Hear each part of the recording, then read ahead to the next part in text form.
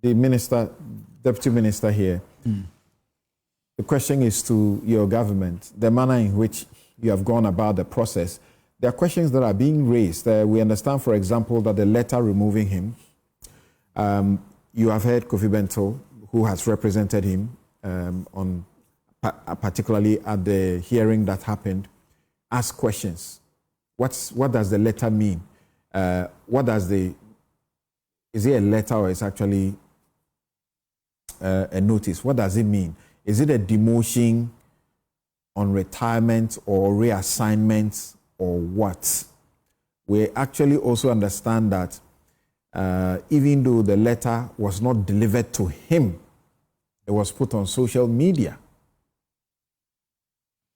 Well, Samson, in this country, it won't be the first time appointments and dismissals are put in the media. If that is the only problem that Dr. Dampare has, I think that he will be joining a league of others who either got appointed, their notice of appointment through the media or got their notice of dismissal through the media. But that's just by the way. Samson, I am particularly concerned about the excitement, the euphoria that greeted Dr. Dampare's appointment against a similar euphoria that is greeting his exit.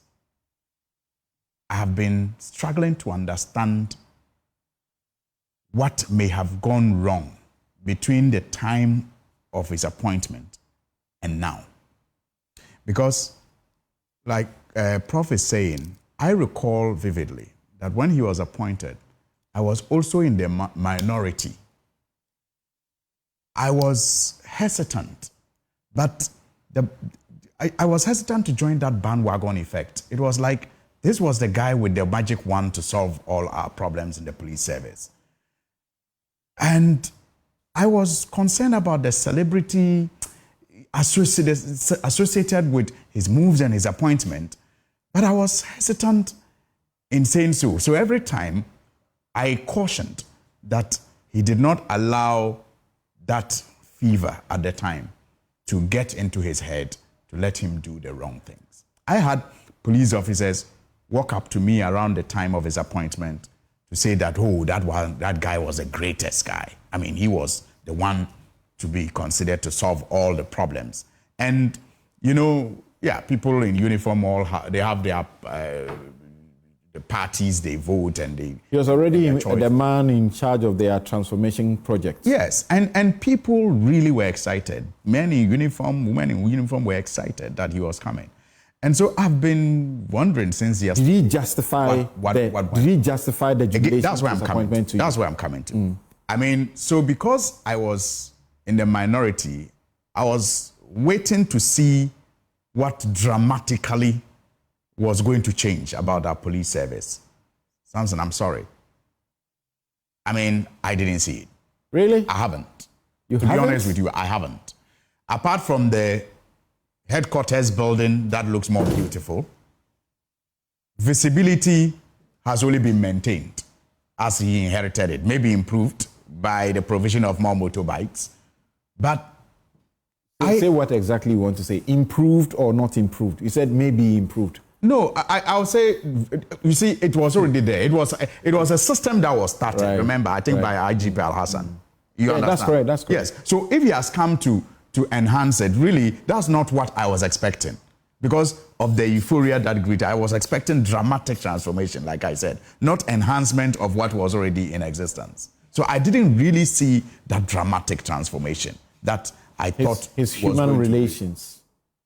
Yes, I mean, those ones, they don't go to the market, in my view.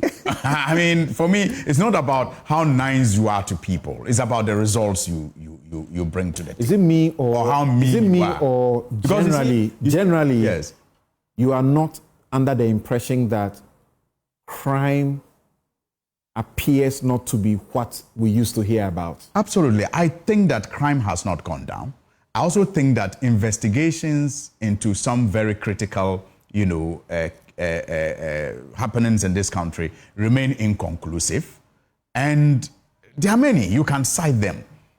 And like you said about his human relations, it looked more like PR, especially when you go in and you are speaking to the police officers, and then they tell you that there's a different, they give you a different vibe. I mean, for example, when he appeared before the Parliament committee, on that matter, I was consistent on his side because I thought he was just being made a scapegoat. And I thought, COP Alex was not, a cop to emulate. He says, given the details that we had from the tape, he wasn't a cop to emulate. No matter the sins and the crimes of Dr. Dampare at the time, I thought what was happening to him was really, really. He went to contest elections and he lost. And he lost. So I think that the president has the prerogative to have either maintained him or to have changed him.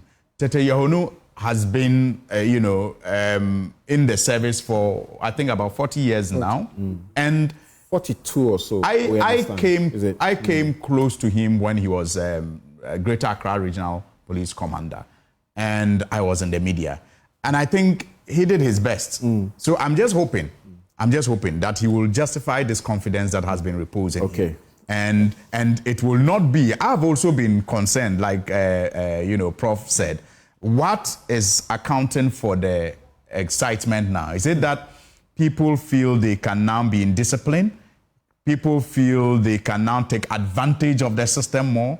Or it is actually as a result of, discrimination, palpable discrimination that they felt, that they thought needed to be rectified? What time will tell. I can